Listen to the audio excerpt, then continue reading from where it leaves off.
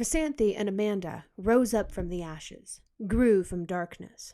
From opposite sides of the world, these two incredible women have teamed up to help others. Trauma responses can rule our lives if we don't learn how to recognize and overcome them. Learning to cope with something is giving it space to exist. We are better than that.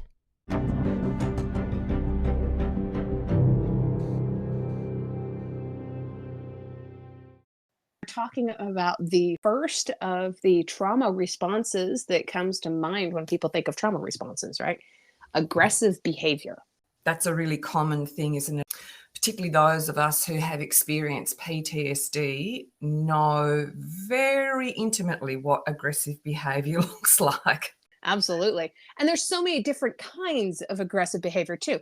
Aggression doesn't always necessarily mean physical aggression, like, dudes chest bumping in a parking lot because somebody took somebody else's parking spot.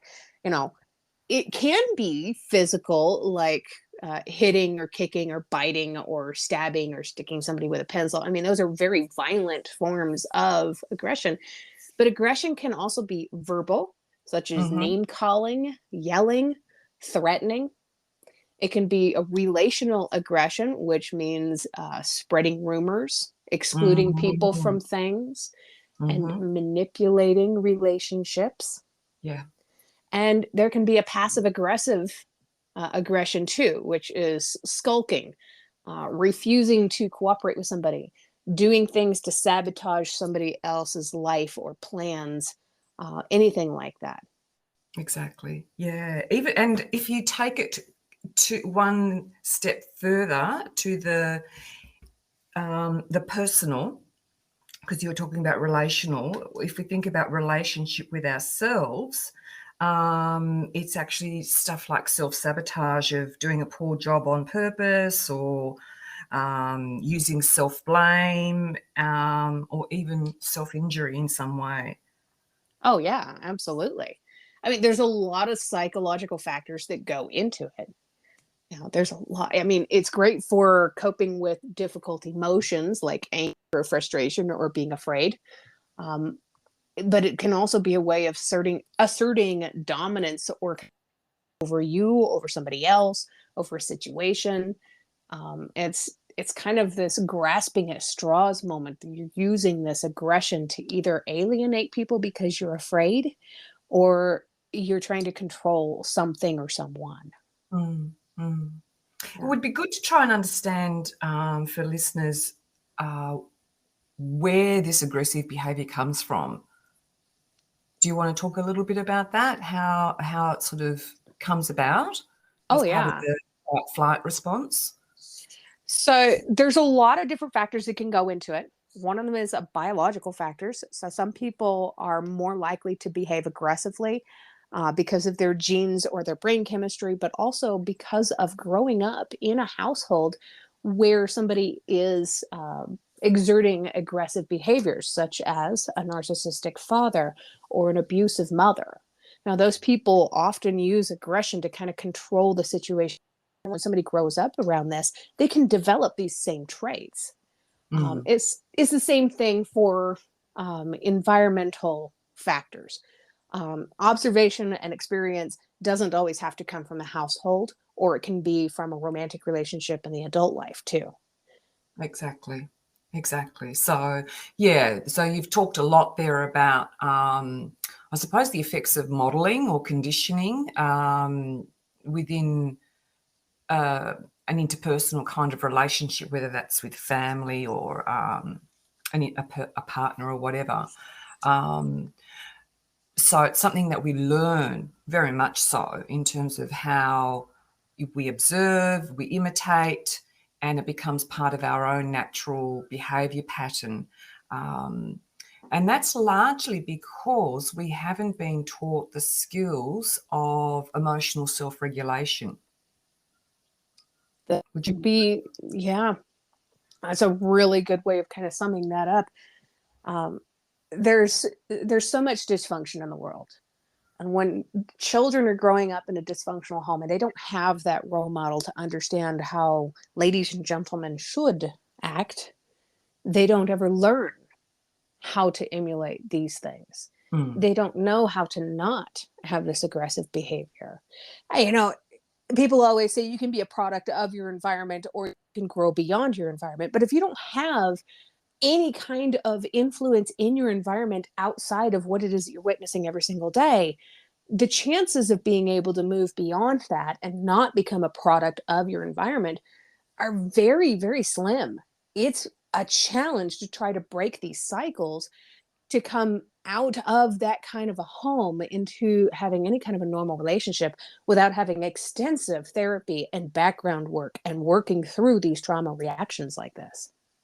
Exactly. Absolutely. I mean, as you said, you don't have any kind of reference point. So you actually don't know that what you're experiencing, excuse me, is dysfunctional. I mean, we know in our bodies that we don't like what's going on. We don't like it when someone shouts at us or if someone hits us or whatever. We know that that doesn't feel right. But we don't actually know if we've been brought up in that kind of environment. We don't know that there's anything different. We think everybody else's environment is exactly the same. So it's almost impossible unless you have an awareness of something different to make that change. Right. And a lot of the behaviors that I was emulating when I was a kid growing up, looking outside of my own home, came from television. So it's a really good thing I didn't watch soap Mm. operas, because that is all dysfunction. Um, I I watched grew too up. many of those, so maybe that explains my life. Well, it could just um, explain some parts of dramatic experiences in your life, depending on what you're surrounding yourself with. You know, the things that I always kind of gravitated towards were the movies of the 30s, 40s, 50s, and early 60s. So Mm, back then, the censors were pretty heavily involved in Hollywood, and they wouldn't allow a lot of um, things to kind of slip by the censors. So everything had to be pretty much G rated. mm, You could tell in the moments where they were kind of leaning towards the edge, where you could see where the censors would start to have a problem with it, and then it would cut to a black screen. So I yes. grew up watching these movies with wholesome romance and comedies and just beautiful stories, very little special effects, and if they were special effects it was either Ray Harryhausen or it sucked. um, but just really wonderful films. And then I discovered Star Trek. Now, Star Trek became a huge part of my life because of the lack of aggressive behavior Mm, and because it had these very wholesome values and deep connected friendships where men and women could coexist as friends, and those relationships were healthy and they had boundaries. yeah. I started to kind of understand a lot more about my life based on watching Star Trek. And to this day, Star Trek and the movies of the 30s and 40s are absolutely my most favorite things in the world to watch. And a lot of people don't understand that, but it's all about emulating that behavior. I totally get that because I'm the same. That's what I used to spend my weekends doing when I was a kid, just watching those movies. And I'll let you in on a secret. I'm also a Star Trek fan too, and I Oh, used to yay! watch it every week. I love it. Oh my gosh. Oh, Going back to the topic at hand, I think you've made a really great point, Amanda, is that being able to find alternate ways or being presented with alternate ways of being in the world. And that's what those movies and Star Trek and other programs like that did, both for you and I, because of it was so much contrasting what our lived experience was. So that I think has given, well, certainly from my perspective, it gave me hope that what I was experiencing as a child was not what I was going to experience as an adult. right, right. I remember sitting back many, many times and thinking, I wish my life was more like that. Yeah. Or something along the lines of, if this is what life is like, I have to get out of here because what Mm, I'm living is not this, and there's got to be something more. mm, mm, mm. Absolutely. Absolutely. Yeah. So taking it back to aggressive behaviour, so I think we've sort of covered what it looks like, really. Um, we haven't really, so we've talked about the kind of influence of our environment, but we haven't talked about how it impacts on our brain. So, we've just gone through a family environment, being aggressive.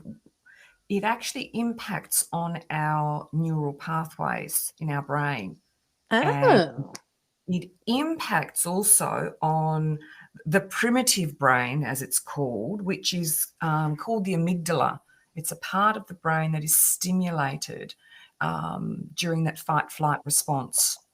So if all we've ever experienced as children is a feeling of not being safe, then our amygdala is constantly in being alerted, and there are hormones going through our body, our neural pathways are changing, and we learn that behavior is the way to behave, and we don't learn how to self-regulate.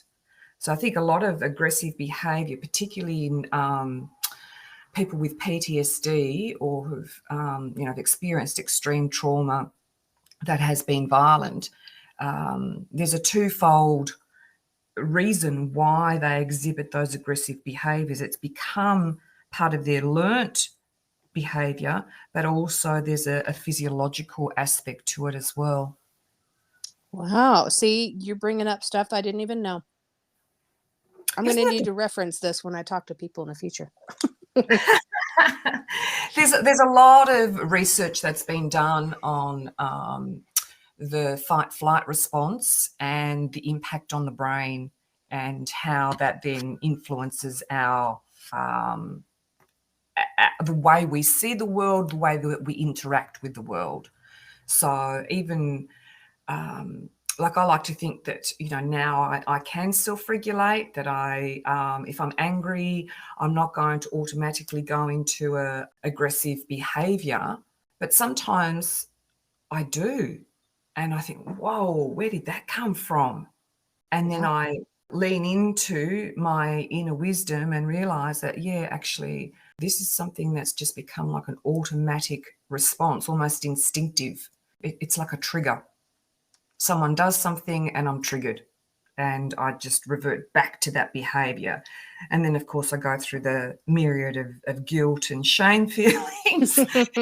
But it's about sort of learning to forgive yourself as well, isn't it? That, because this is such an ingrained thing, you have to actually, in your own healing from trauma, if you are displaying this aggressive behavior, if you understand where it's coming from, you can also forgive yourself, and next time, put in strategies to avoid responding in that way. That is very, very true.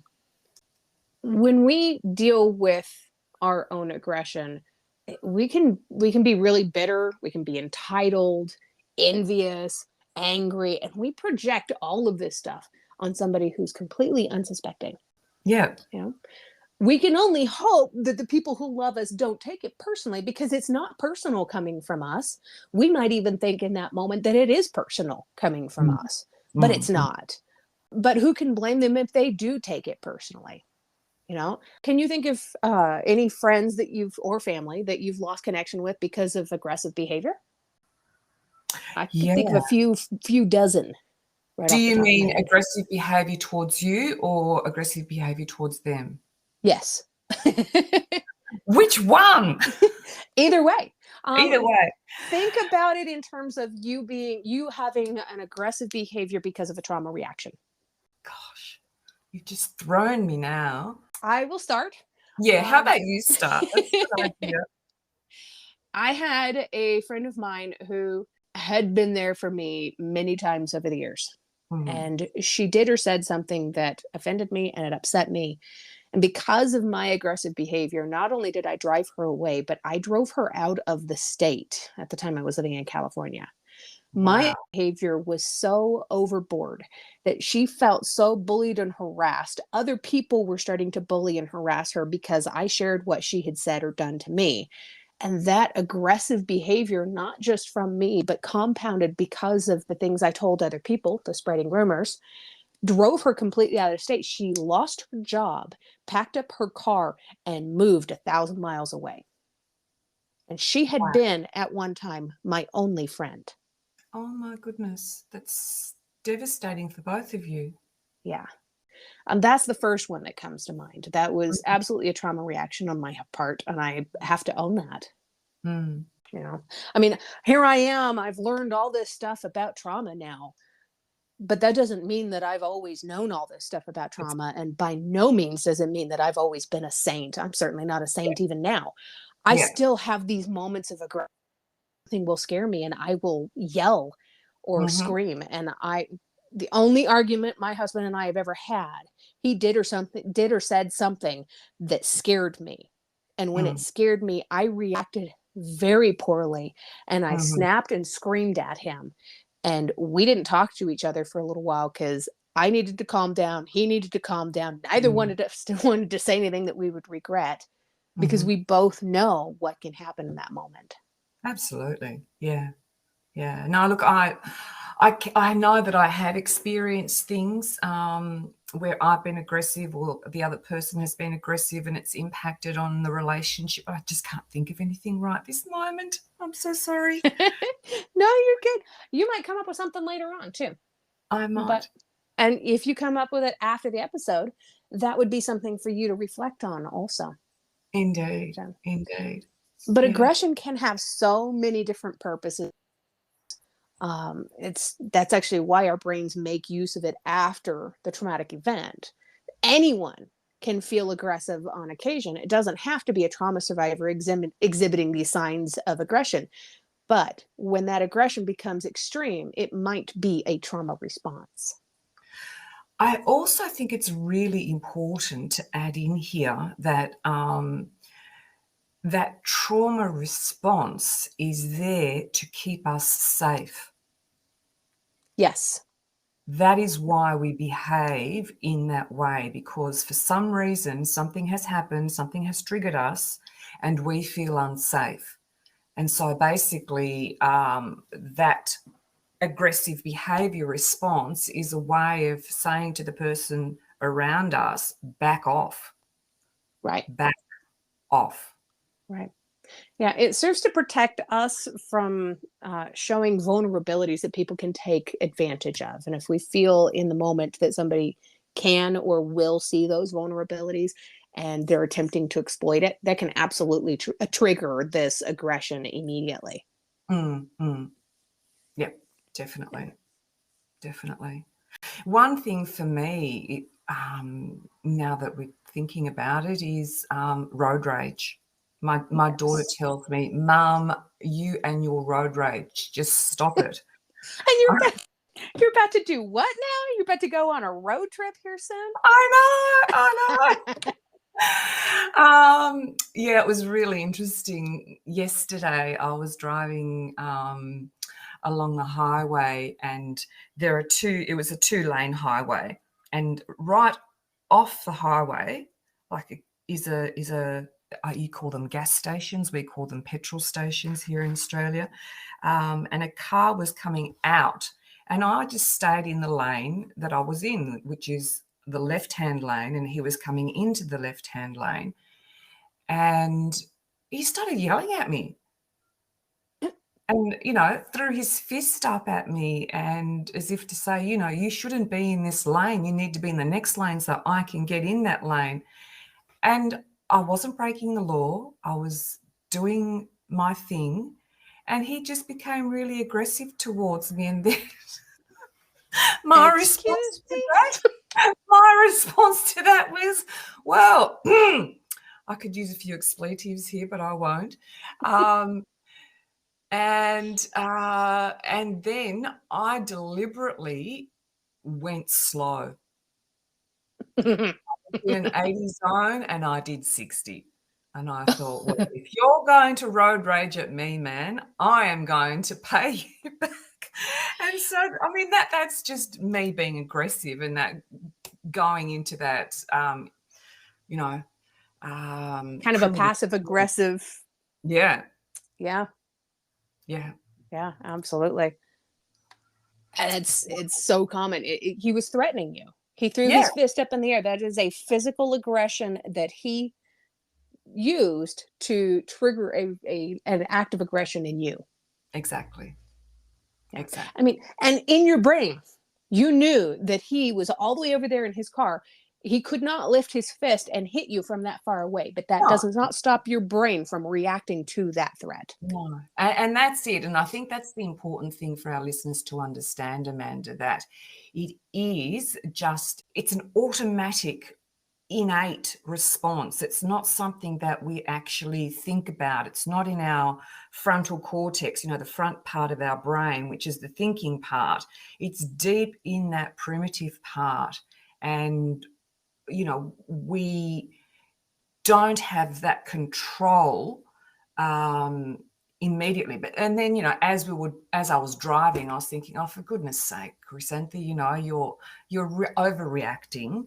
And he's obviously had a bad day, otherwise he wouldn't be doing that. And so then I started to self-regulate and increase my speed to the proper speed limit, and then just let it go.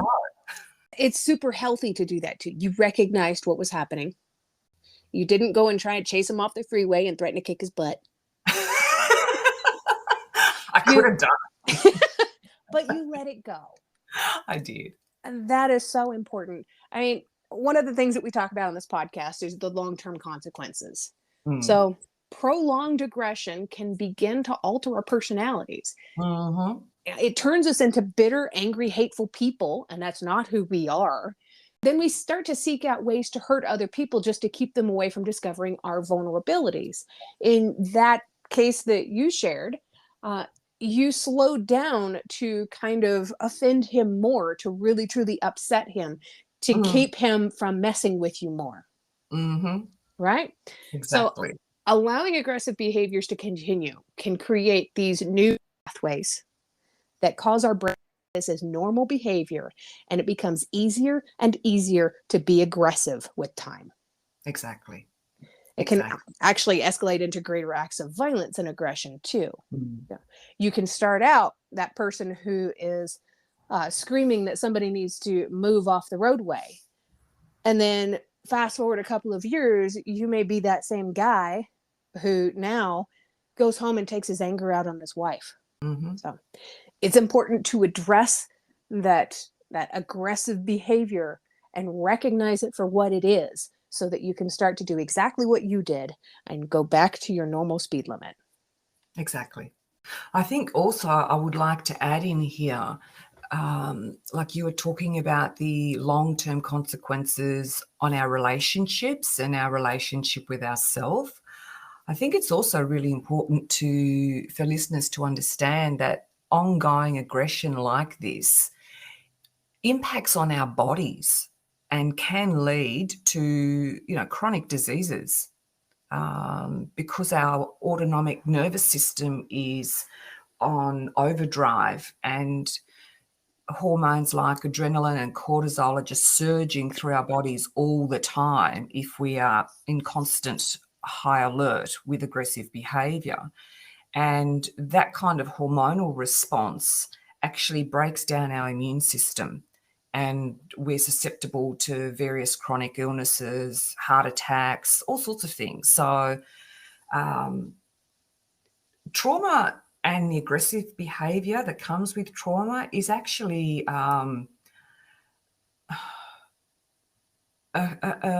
it can really impact on our whole well-being. Oh, absolutely. I mean, there's a clear trigger between that aggressive behavior and the chronic inflammation, for people with IBD or Crohn's disease or early onset arthritis, all that kind of stuff. But as a domino effect, it leads to other chronic health issues like cardiovascular problems. You could literally give yourself a heart attack from being aggressive. Oh, yeah. Yeah. It's not fun. It is not. It is not. And so the key, I suppose one of the key messages that we have for today for our listeners is that being aware is the first thing in terms of our aggressive responses, being aware that A, that we're doing it, and B, that recognizing it is a trauma response, and then C, that we can actually do something about it. We can proactively start to self-regulate our behavior, because often people who are really, really aggressive can end up with all sorts of different addictions, substance abuse and so on. And learning to be able to self-regulate is so key to having a better life. Yes, definitely. Yeah, and be mindful of your anger warning signs. For some people, that's like a quickened pulse, sweating. It can be clenching your fists or clenching your jaw. Mine was definitely clenching my jaw. You could actually see the muscles in my jaw tense up every time I would get angry, upset about something. Um, and when you start to recognize these things in yourself, practice those deep breathing exercise that we did on the last episode, or the 5 senses techniques, the 5 things you can see, 4 things you can feel, 3 things you can hear, 2 things you can smell, 1 thing you can taste. And if you need to, you can back up this episode and pause it in between every one of those and go through those multiple times. Yeah. You can walk away from the situation, or in your case, drive away from the situation. Go for a walk, burn off that energy. You can reach out to a trusted friend, like my friend here at Chrysanthia is just amazing. I'd be lost without her. Distract yourself with something like sitting down and writing or painting or drawing or whatever you need to do, reading a good book. Think of new ways to reframe whatever negative thoughts you have right then. For people in extreme aggression, feeling those extreme feelings of anger and violence, those things might not help that you've just mentioned. So one thing that I've found when I've been really, really angry is, like you said, just go for a walk. Well, I've actually gone for like a power walk and almost running. I'm not a runner, so it's just, allowing that to go. And one thing also that I've found that is really helpful is like punching a pillow. I've been known to punch a few myself. Even if you know that if you are struggling with aggression, getting a punching bag might help as well initially to try and work through those feelings. A lot of people I know have taken up boxing or martial arts to really center themselves and deal with the aggressive behavior, but also come more into their own body and learn to find that calm space inside. Right. It's very helpful if, while you're calm, you take a few moments to think of an anger or aggression management. Thinking about the kind of things that you could do to help prevent things from escalating. If you think about those things when you're calm, it's going to help you to get through it when you're not calm. Exactly. And of course, if someone is being aggressive towards you, always make sure you protect your own physical and mental health. Try to stay calm, avoid escalating things, walk away if it's safe to walk away. And if this is like an intimate partner, a husband, a wife, if they're showing signs of aggression, make sure you watch for the warning signs that a relationship is becoming dangerous and get help right away. Yeah, I think that's really great advice. Well, it looks like we have used up our half hour for the day. It does, doesn't it? It's been so wonderful talking with you again, Amanda. I love our get-togethers every few weeks. We just talk about the most amazing things, and off air we have quite a good laugh as well. Always. It's like my therapy sessions without the need of paying for a therapist. I'm with you, girl. Definitely. There is no substitute for a healthy friendship. No, there isn't. So thank you everyone for listening today. What's our topic for next time? I can't remember, Amanda. Ooh, I have a good one for us. The need for control. Oh, wow.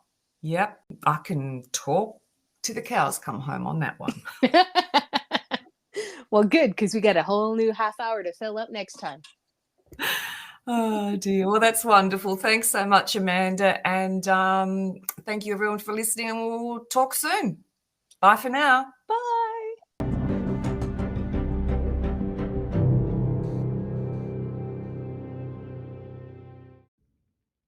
You can find out more about Growth from Darkness through the website www.growthfromdarkness.com. You can also learn more through the Facebook page, which can be found at facebook.com/growth from darkness. Thank you.